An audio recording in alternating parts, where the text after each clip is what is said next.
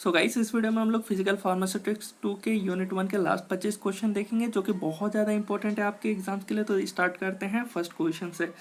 पहला क्वेश्चन क्या पूछा गया, in forms the disperse phase and disperse medium respectively are. तो फॉर्म में जो डिस्पर्स फेज एंड मीडियम होता है वो कौन सा होता है हमारा, गैस एंड लिक्विड। तो इस पर हम क्लिक करते हैं, नेक्स्ट मूव करते हैं। सेकेंड क्वेश्चन पूछा गया था, characteristic of a lyophobic solution is that.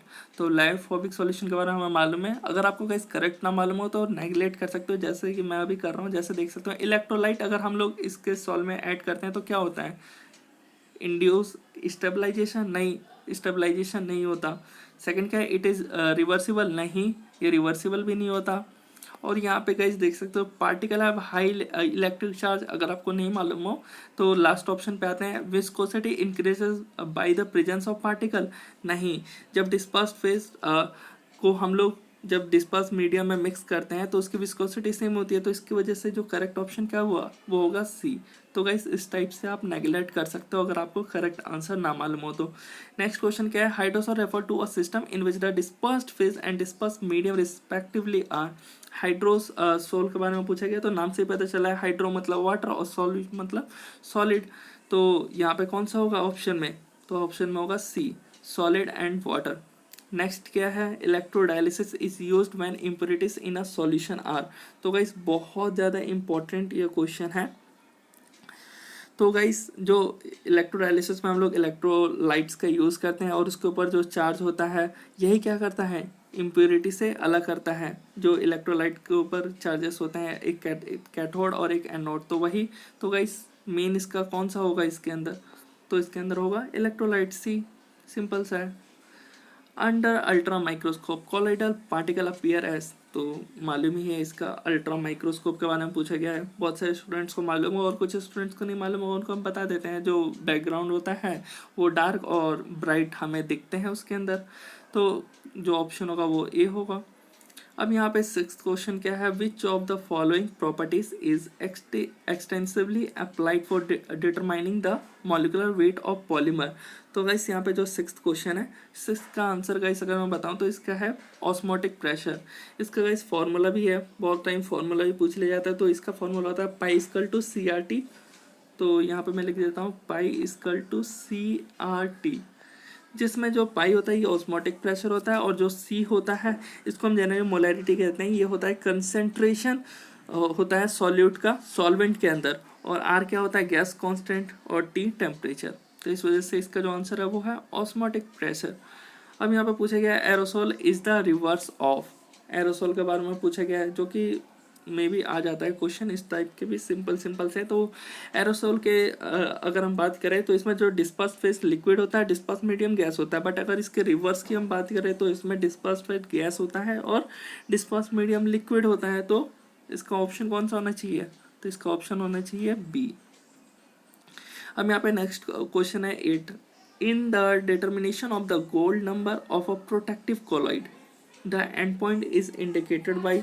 तो गाइस गोल्ड नंबर क्या बताता है कि कितना हमें प्रोटेक्टिव कॉलॉइड को ऐड करना है स्टेबलाइज करने के लिए, किसको, कॉलॉइड को।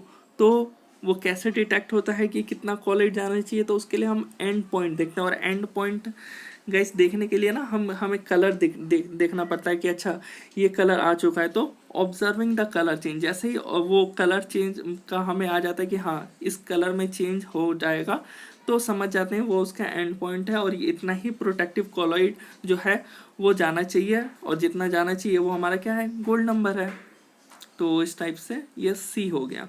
अब यहाँ पे 9th क्वेश्चन है, इसमें पूछा गया था semi permeable membrane use in haemodialysis. तो मोस्ट ऑफ द स्टूडेंट को मालूम ही होगा आपको। तो गाइस वीडियो पॉज करके इसका आंसर आप हमें बता सकते हो। सेलोफेन, जिनको नहीं मालूम वो एक बार नोट डाउन कर लो। नेक्स्ट क्वेश्चन क्या है, the stability of acacia in water is due to. तो बहुत ही अच्छा क्वेश्चन है ये। तो वाटर के अंदर अब ये वहाँ पर पूछा गया है स्टेबलाइज क्यों रहता है। तो ये जनरली क्या करता है, जो अकेशिया है ये वाटर के अंदर जब जाता है तो हाइड्रोजन बॉन्ड फॉर्म कर लेता है, जिसकी वजह से अकेशिया के जो मॉलिक्यूल है ना वो हाइड्रेटेड हो जाते हैं। तो इसका जो ऑप्शन है वो हाइड्रेशन ऑफ सॉलिड्स। अब यहाँ पे नेक्स्ट क्वेश्चन क्या है, the molecular weight of disperse solid in a colloidal system can be determining using an instrument. तो गाइस यहाँ पे 11th का जो होगा वो होगा अल्ट्रासेंट्रीफ्यूज।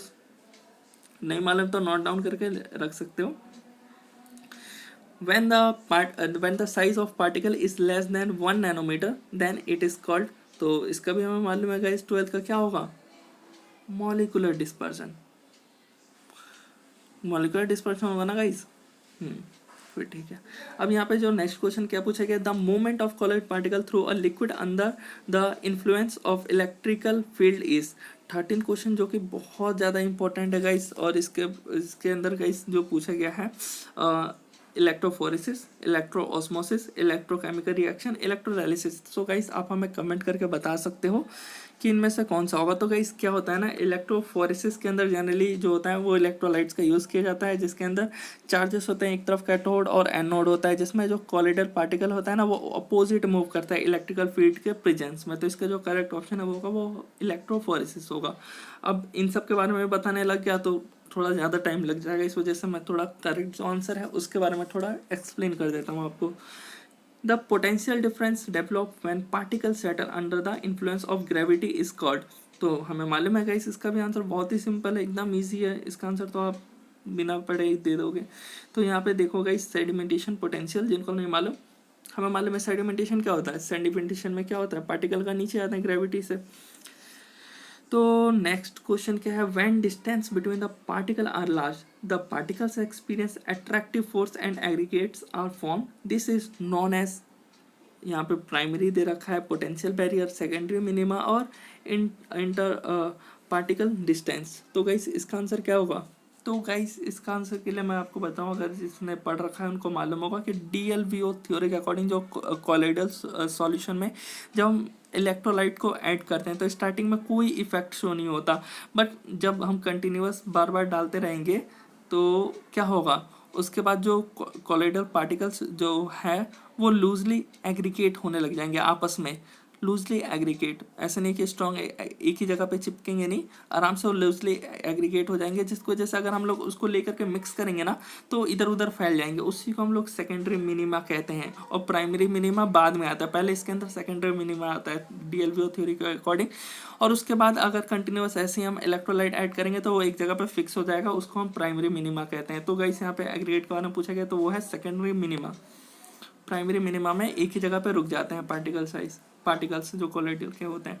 अब यहाँ पे नेक्स्ट है, according to Schulze Hardy rule the precipitating power increase rapidly with the, यहाँ पे कौन सा होगा गाइस, ABCD। गाइस जल्दी से बताओ, इसका आंसर बहुत ही सिंपल है।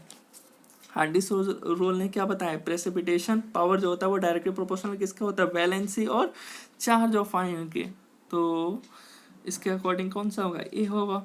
यहाँ पे when a beam of light is passed through a colloidal solution the path of light gets illuminated the phenomena is known as ABCD। इस कौन सा होगा, तो लाइट बीम जो होगा colloidal पार्टिकल से टक्कर होकर के चेंज कर लेगा थोड़ा, तो इसकी वजह से इसका टिंडल इफेक्ट होगा, not Brownian, not diffusion, not Donnan effect, इनमें से कोई से नहीं होगा। अब यहाँ पे पूछा गया है the continuous collisions between the colloidal particles and molecules of dispersed medium produce zigzag movement of the colloid particle which is known as Brownian movement, Tyndall effect, diffusion, sedimentation। तो अगर आपने 11-12 में पढ़ रखा होगा zigzag movement के बारे में तो आपको गाइस मालूम होगा इसका आंसर जो है वो Brownian movement होगा।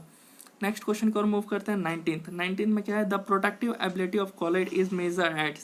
तो 19 का कौन सा होगा, प्रोटेक्टिव कॉलोइड्स के लिए हम लोग क्या करते थे, गोल्ड नंबर से ही तो हमें पता लगता था इतने कॉलोइडल पार्टिकल ऐड करने हैं।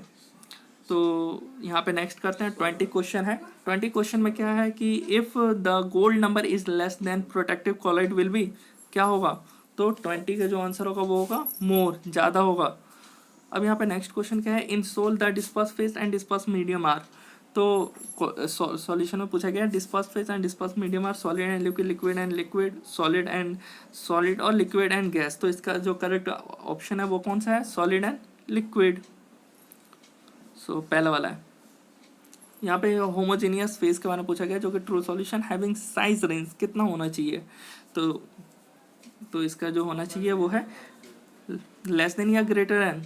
तो यहाँ पे लेस देन 0.01 माइक्रोमीटर। ओ मिस कर दिया हमने, स्किप कर दिया उसको, टिक नहीं किया तो कोई दिक्कत नहीं है। हेट्रोजीनस फेज यानी course dispersion having size range कितना होना चाहिए 23rd का, तो ये बड़े होते हैं, इस वजह से 10 to 1000 माइक्रोमीटर। यहाँ पे अब 2 क्वेश्चन और बचे हैं। Solubility of drug can be improve by, कैसे इम्प्रूव होगा? इसका हम लोग स्पेसिफिक ऑर्गन या इमल्सिफाइंग एजेंट या थिकनिंग एजेंट या सरफेस एक्टिव एजेंट, तो सरफेस एक्टिव एजेंट के ऐड होने से। यहाँ पे नेक्स्ट है targeting of drug to specific organ can be achieve by, तो targeting of drug to specific organ, वो कौन से ड्रग्स होते हैं? लिपिड लविंग लाइपोसोम्स, वही तो क्रॉस कर पाते हैं प्लाज्मा मेम्ब्रेन को, जिसकी वजह से इजीली क्रॉस करके चले जाते हैं अपने स्पेसिफिक ऑर्गन पे या उस साइड पे। तो इसका आंसर है लाइपोसोम्स। आई होप आपको गाइस वीडियो अच्छा लगा हो। तो गाइस वीडियो अच्छा लगा हो तो अपने दोस्तों के साथ शेयर करें। यहाँ पे मैं अपना नाम डाल देता हूँ और यहाँ पे गाइस हम लोग सबमिट कर देते हैं। अगर आपको भी ऐसे ही क्विज सॉल्व करते रहना है तो आप हम इस वेबसाइट पे आ सकते हो।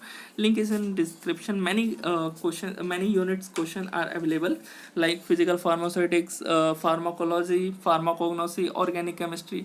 आगे भी हम लोग और करेंगे। तो यहाँ पे 22 मार्क्स इस वजह से, बिकॉज 3 क्वेश्चन हमारे कहीं ना कहीं स्किप हो चुके हैं। देख सकते हो यहाँ पे करेक्ट है, रेड आ जाएगा तो वो इनकरेक्ट हो जाएगा। तो यहाँ पे गाइस मोस्ट, यानी यहाँ पे देख सकते हो गाइस, ऐसा नहीं है कि कोई हमारा रॉन्ग हुआ है। हमारा जो है यहाँ पे सारे जो है वो करेक्ट हुए हैं। करेक्ट यहाँ पे स्किप हुआ है गाइस, देख सकते हो। एक यहाँ पे स्किप हमने कर दिया था जो बड़ा वाला साइज में था, और यहाँ पे कोई भी गलत नहीं है। लाइपोसोम बिल्कुल ठीक है। एक यहाँ पे स्किप हुआ, एक यहाँ पे लगातार 2 डबल स्किप हो गए और एक ऊपर स्किप हुआ था। तो गाइस टोटल 3 स्किप हुए थे, जिसकी वजह से 22। तो गाइस मिलते हैं नेक्स्ट वीडियो में।